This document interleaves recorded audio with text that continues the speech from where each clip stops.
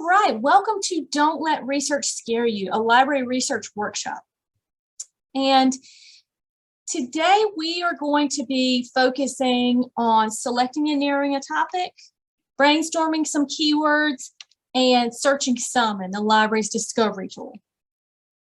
We're also going to search a couple of other databases that may be beneficial for you or your students, and that students will often use to help them choose topics and brainstorm keywords. So let's start with a little activity. What is the most challenging part about research? So either on your phone or on the computer, go to menti.com and enter this code here. I will put it in the chat so that you have it. And it is 8819-0836. And when you get there, you'll be able to fill in what you think is the most challenging part of the research process or about research.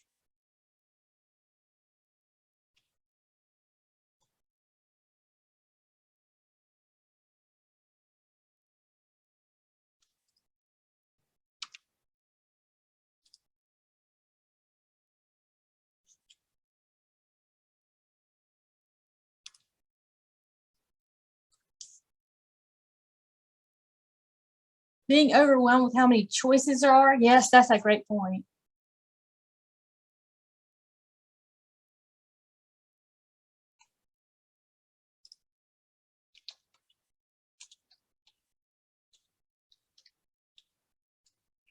How to keep from using information that's not pertinent to the topic? Another great point. Scholarly versus peer-reviewed sources versus those that are not credible. Yeah. Those are all really good points. And we hope that we'll be able to cover all of that here. But if at any point we don't cover something that you're interested in, please feel free to reach out to us and let us know what we can do to help and support you. And we will be happy to do that. All right. Feel free to take it away, Maury.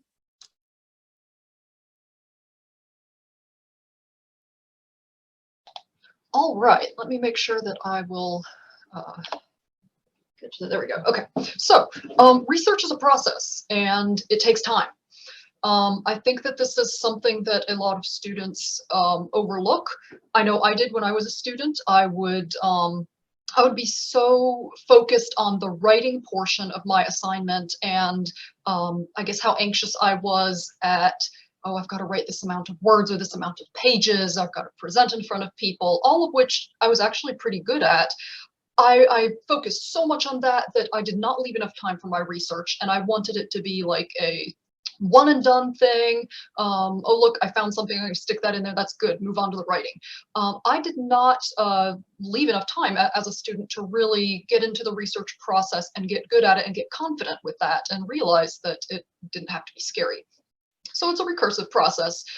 You're going to revisit certain steps as you refine things, as you incorporate new ideas. You've got to be willing to sort of backtrack a little bit, even start over again.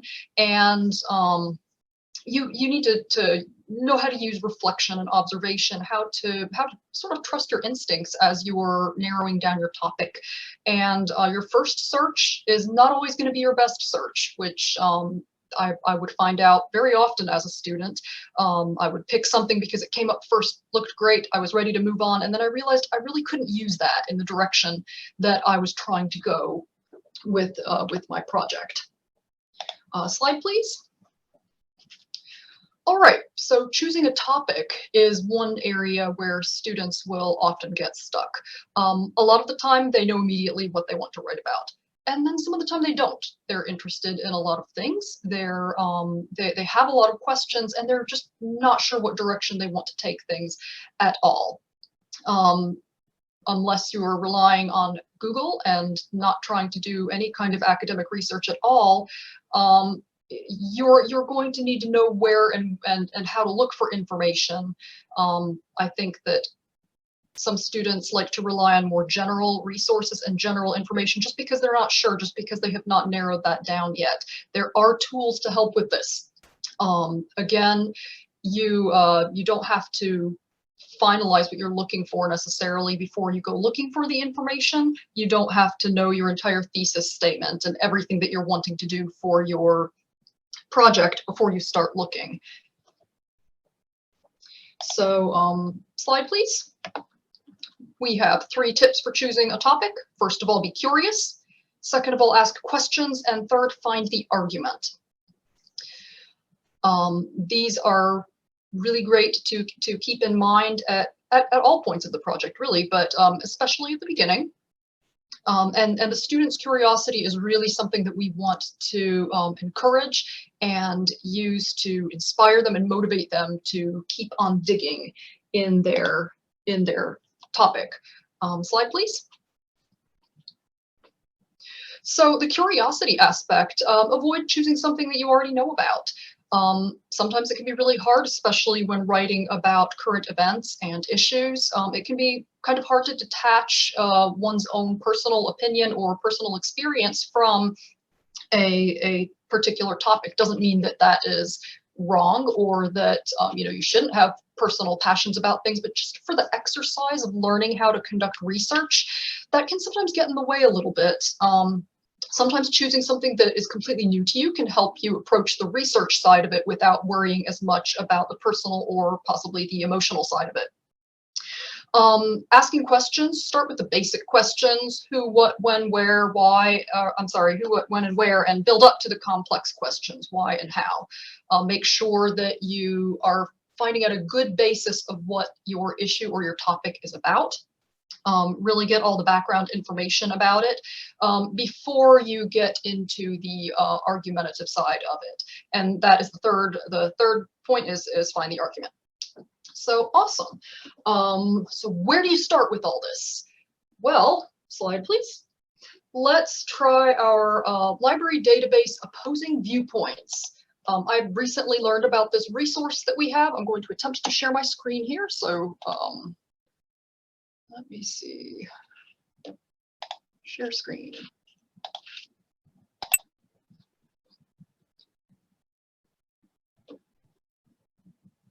Can anyone see my screen? You can. Okay, so all right, because it just looks different on my end. So here we have the library's homepage, and here is the summon tool, this box towards the bottom of the page. If we choose the tab databases and we click on that tab, you're going to see your top choice is A to Z listing. That's what we want to do. Now there are several ways to get to this database. I'm just showing you one of the easiest ones. Clicking on the A to Z listing will take you to this page here, and you'll need to expand where it says all databases A to Z. And when you do that, you'll want to choose the letter O out of the little alphabet at the top here.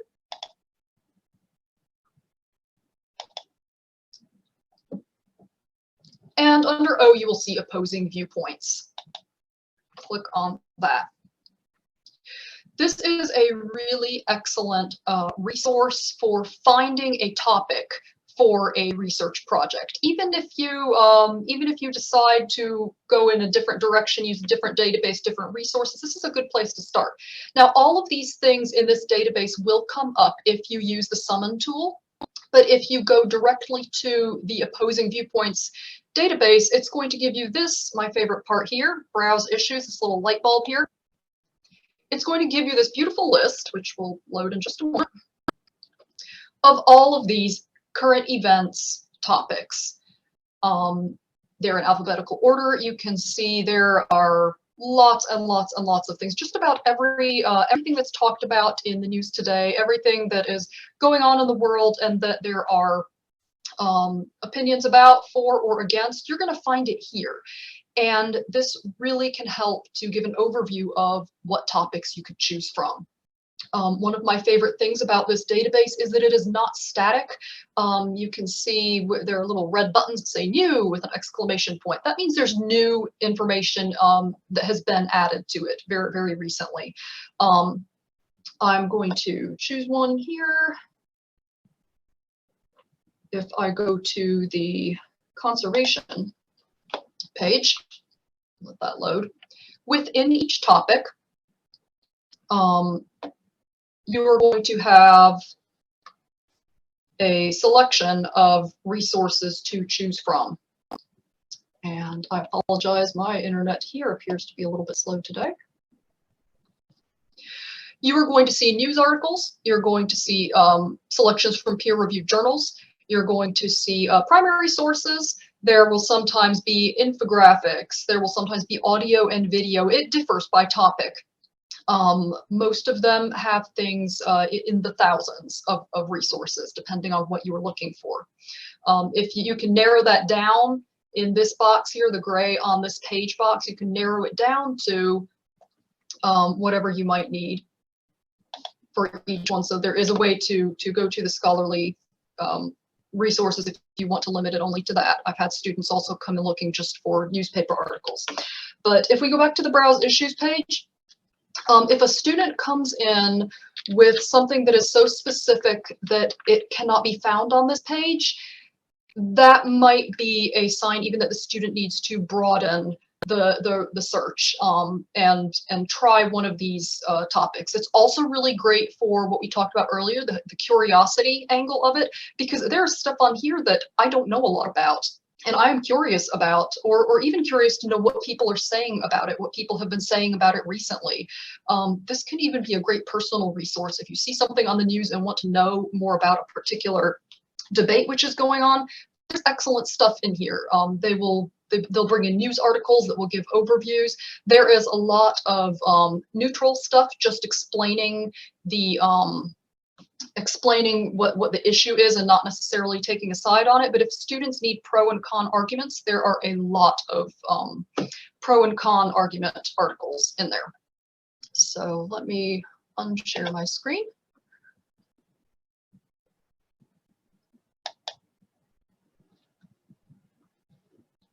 Morgan, am I still sharing my screen? No, okay. No, you're good. All right. All right, Allison, take it away. So now that we've come to this point, we've picked our topic and we have written a research question based on it. So how can humans contribute to the conservation of the environment? That's what we're going to decide to talk about. Next slide. So what's next? Well, this is something that we have chosen. We've decided to choose something that we didn't know much about. So we need to brainstorm some keywords. You can first search Google to find some broad terms, but next slide, please.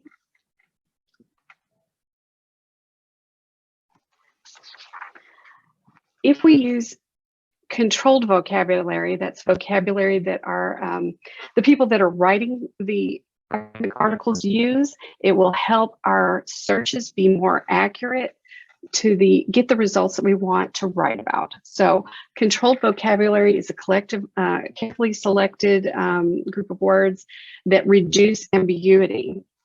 And the databases that you search are going to be full of these peer-reviewed articles. You want to pick the vocabulary that the writers of those articles are going to be using. But don't worry, because we have databases that will help you search other databases. We have databases that will give you the keywords you need to make your searches more accurate. So let's look at our question again. What are the key concepts in this question that we formulated? We've got humans, conservation, and environment. These are elements, these are the key concepts that we're going to look for in our searches. So let's try creating a list of synonyms. So I've created a little table here. And what we want to use, find are words that are similar to the words that we use, but may broaden our searches. So we're going to look for synonyms that researchers may use. We're going to look for related words. We're going to look for spelling variations. We're going to look at plural versus singular, and this will come into play in different times, and maybe brand names. Next slide, please. So let's go back to the page that Mario was talking about on opposing viewpoints. Just looking at the first two paragraphs, from the opposing viewpoints description, which is written, these descriptions themselves are written by scholars, professionals, educators, and subject matter specialists. So they are already going to be presenting to you in those descriptions words that are controlled vocabulary related to that idea. So pull out those words. In your synonyms, you'll see for humans, we can have something like human activities, United States. You'll see Theodore Roosevelt, if you wanted to go into the history. John Muir, if you wanted to speak more about the contemporary situation. You could bring up environmentalists.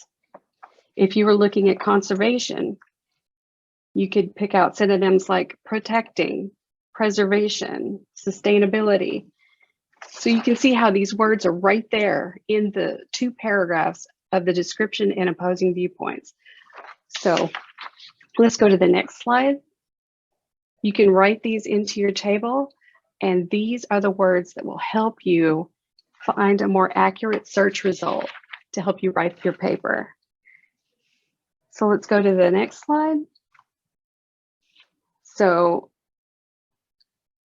this is an opportunity. You want to be creative, you want to be strategic in your research, and any of the following can help you find keywords. Keywords are very important. So let's go into the research. Opposing viewpoints, read the description, read your pros and cons, find some words that will help you in your search. Academic OneFile is a database we're about to look at that will help you find even more keywords. Credo reference, we're not going to talk about it today, but please try it. It helps with mind mapping and can give you some associated field words. Look at article titles. And when you're doing these search results, you're going to see subjects and keywords that are even pulled out and highlighted for you to use. So let's go to the next slide. Let's try looking at academic OneFile. Let's see if I can do this. I'm going to share my screen.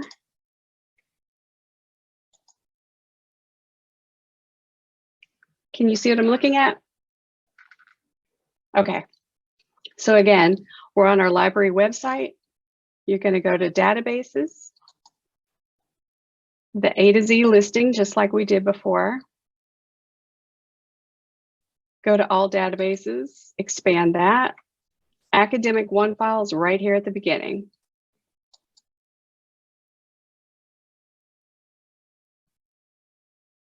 Again, this is a place that you could browse topics.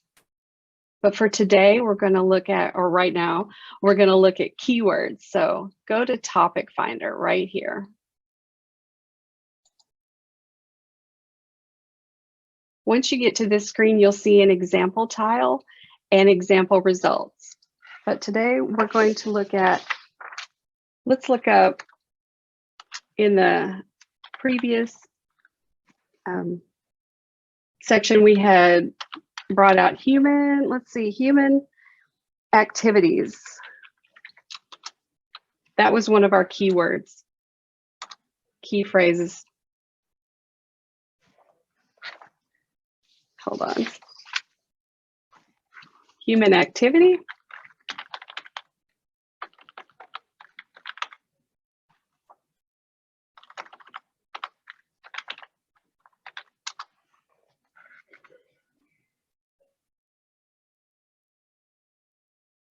In these results, you'll see we have some of our keywords that we've already pulled out: climate change, ecology, environment, conservation, and global warming.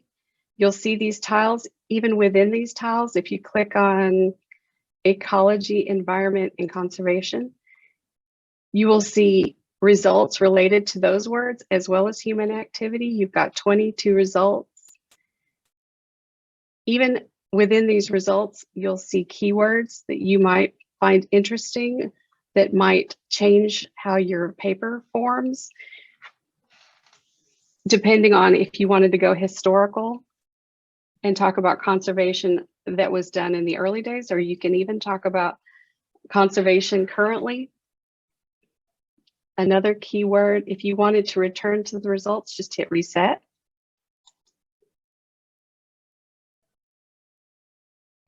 Click on global warming. Now we've got 20 results, and there are other keywords here that may help you in your search. Hit reset.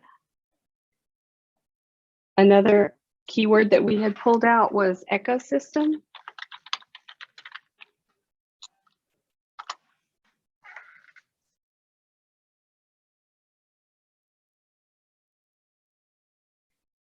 You'll see ecology, environment, conservation also pops up with this one, so we know we're on the right track. If you click on that, you can see some results there and more keywords. This is just a great example of a database to help you find keywords. Okay, I'll unshare my screen.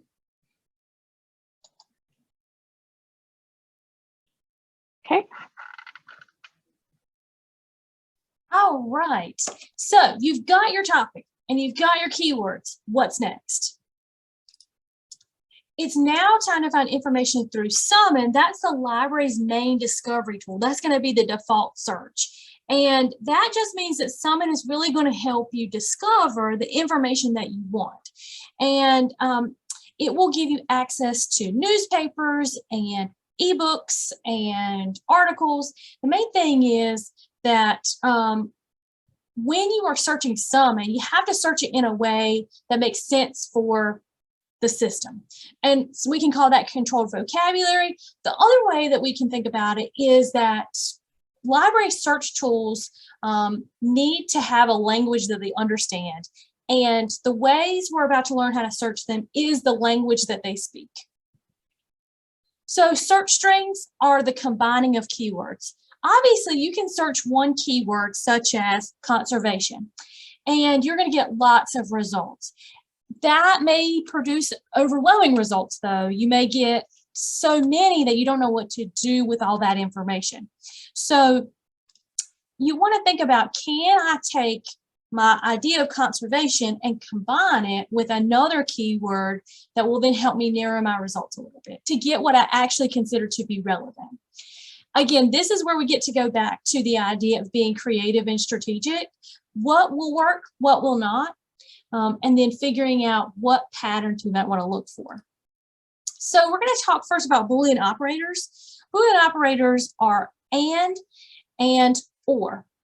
So and is actually going to help us to narrow our search. So if we look, for example, humans and conservation, all of our results are going to focus on those two concepts together. The results won't include random pieces of information unless it relates to humans and conservation, both of those ideas together. Or is going to expand our search. So that gives you a broader search. Maybe your first search was a little too narrow and you need to get some flexibility in there. So or is going to allow you to explore a little bit more. So we have conservation or preservation. So now our results are going to include either information about conservation or information about preservation. Now, and or can then be used like building blocks to create even more sophisticated searches. One thing I would encourage anyone to do as they search is to take notes on the searches that they make. Is humans and conservation as a search bringing up relevant information? If yes, make a note of that. That's a search that you know is successful and you can go back to. Conservation and John Muir. Maybe that's not bringing up such good information for you in your project. Maybe make a note. This search is really only bringing up historical results, and I'm really looking for current information. This will allow you to think reflectively and critically about which searches will be ones that you can continue to build on and which ones you might save for a different project so that you don't feel frustrated as you complete this process, because you might end up doing multiple searches. Remember, your first search won't be your best search. And so this can help to kind of guide that process a little bit. And you can also start to see your own thinking patterns. How do you think about information? How do you construct information? What ways can you change? What ways can you use what you already know to create great, effective searches? Next is parentheses.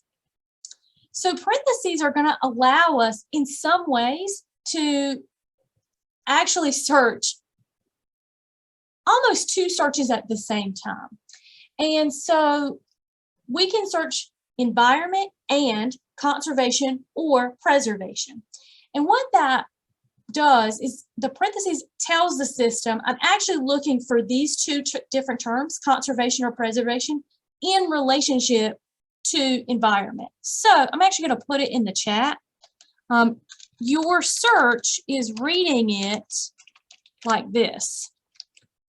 It's environment and conservation or environment and preservation. So there it is in the chat for you. That's how it's making sense in the database. That the summon is saying, oh, okay, this is what they're looking for. So now you're getting results about the environment and conservation or the environment and preservation. And then quotation marks. Quotation marks are both wonderful and dangerous. So you want to be careful about how you use those. Quotes are actually going to tell the summon search, I want this exact phrase. And that can be very useful when we have something like natural resources. You're looking for that exact phrase and you combine it with conservation. So now your results are anything with that exact phrase of natural resources and the concept of conservation. However, if you start to drop in phrases with quotes around it and it gets maybe the phrase is too long or is highly specialized or specific, you may not necessarily get any relevant results for your search. So think carefully about which phrases really need those quotes and which ones you can maybe break up a little bit. Especially if you're not seeing that the quotes are bringing you anything relevant back, you might consider breaking that apart a little bit to see how it's actually being used by scholars or writers. All right, so now what we're going to do is actually practice some searching so you can see it in real time. So I'm going to go to the library's homepage, cccc.edu/library. So we're there, and you can see here we've got the summon search. You can see that the summon is our blue tab here, so you know it's already ready to go, and you can start typing right away. So let's just look up conservation, and let's do human activity. So notice here we've got conservation, and that's our Boolean operator, and then human activity in quotes. So this tells the search, I want to learn about conservation and human activity together. That's what I want in my results.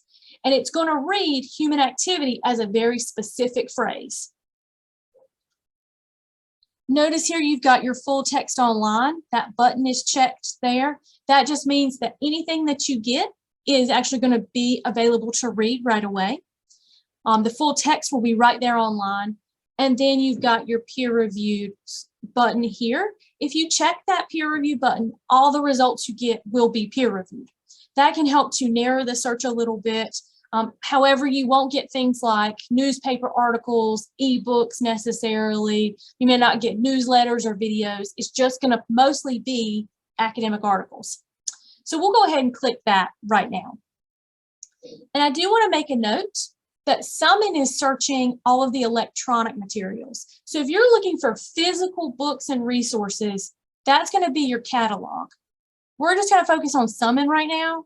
Summon is all the electronic materials, academic articles, newspaper articles, ebooks, anything that's online that's in our databases or our resources. That's what Summon is searching. So we'll click the magnifying glass here, and it is going to do our search for us. So you can see that we now have over 9,000 results. So it tells us, one, that maybe our search is pretty effective because we've got our human activity here, and then conservation is coming up as well. Because remember, we've got our and so that's going to be those two combined concepts together. Obviously, though, you may not want to look through 9,000 results. That may be kind of a waste of your time. So you can be really strategic here about how you go around narrowing those resources. You can say, okay, I want to focus on information that was published within a certain time frame. So maybe you only want information within the last 5 years. You can click this 5 years button here and it will narrow those results. You could do 10 years, 3 years, or 1 year, or you could do a customized date range. Whatever works for your research process. I'm going to do 5 years just to see what in the last 5 years is related to this topic. We still have 3,000 results, but it really helps us narrow down quite a bit. And then I do want to point out, notice here, let's say we've done our search and we got way too few results. We can always click the X's here and take some of that stuff off, and that will expand back to the original results that we got. And so it'll allow us, if we get stuck, to move backwards without having to redo our entire search. You can also scroll down. You can focus on a certain discipline. Maybe you're only really interested in agriculture. You could check this item here. And now everything will be within the discipline of agriculture related to conservation and human activity. Now you've got 500 results. That's a little bit better. Just be aware that if you click on one of these disciplines, something that you may be interested in may actually have been pushed out because you are focusing on a specific discipline. However, if you want to look through your results, you say, okay, nothing's here, you can just scroll right up here to the top and click out agriculture. Now you are back to your 3,000 results of things that focus on conservation and human activity within the last 5 years. You can also focus on subject terms. These are going to be those main ideas related to your topic that you're searching for. Again, careful here because you could then end up pushing information out that you do actually want. But this can be useful because you might see here, oh, I never thought to include analysis. That's a great keyword. Maybe I should include that. And that might help us to narrow things down a little bit. You can also limit to language if you would like. The other thing you can do if you are looking to narrow your results is you can add another keyword. So we could say, and let's do land. So now the search is focused on conservation and human activity and land. And so now it is going to be very much focused on those three concepts, and the results that we get will be focused on that specific search. And students and researchers may start to notice that conservation and human activity are fairly broad terms.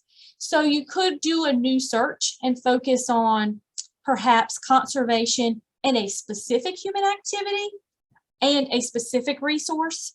So it just depends on what it is you want to do with your search. You could focus on a specific area, certain kinds of geography you might be interested in. So it just depends on where's your curiosity taking you, where's your topic taking you, and you can decide what is your next best step. If you find an article that you like, you can always click on that article and it will then open up and you can investigate a little bit more about your article here. Notice here, if we were looking at, okay, erosion, that's a great keyword that we could then use. Is that something that we maybe thought of in our first brainstorming activity? No, but that is part of that recursive research process. We keep coming back to the idea of brainstorming a little bit more when it comes to keywords. We could read through the article if that's something that we're interested in, read the abstract, and then we could also look for those keywords. Some things that we might be interested in may be included here. And then That will allow us to get more specific or more broad depending on what we need in our research process. You can see here we've got our peer-reviewed articles. It tells us that it's peer-reviewed. If we like it, we can copy the permanent link right here and send it to ourselves, or we can email it to ourselves. That is basically how you would do a general search within the Summon search. Is there anything that you might be interested in when it comes to searching for something? Did you want to try a search? Feel free to drop a search string into the chat. If you want to see something searched for or done, we can definitely try searching for something.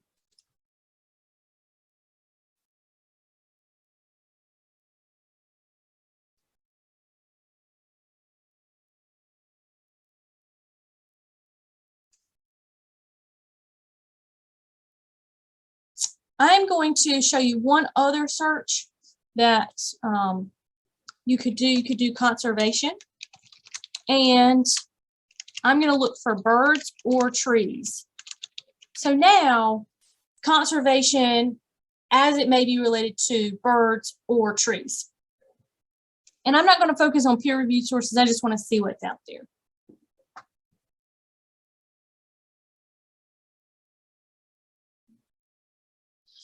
You can see I've got a lot of results, but then I can choose to focus on certain types of material, like newspaper articles or newsletters, books.